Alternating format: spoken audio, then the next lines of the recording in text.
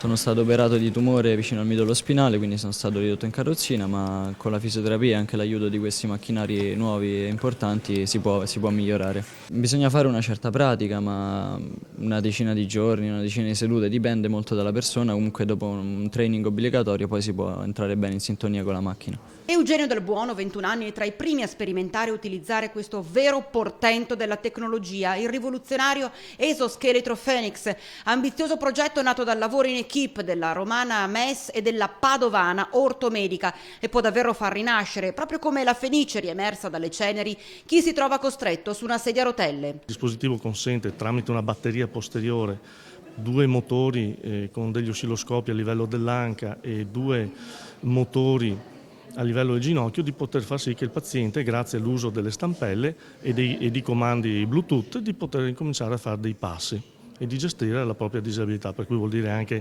prendere un caffè in casa, poter lavarsi i denti in piedi. Un traguardo importantissimo dunque, che rivoluziona la vita di chi ha perso l'uso degli arti inferiori e che porta alla firma, dicevamo, Made in Veneto. Diciamo, noi la nostra parte l'abbiamo messa e non è cosa da poco per una piccola azienda di un tessuto produttivo, microproduttivo come il Veneto.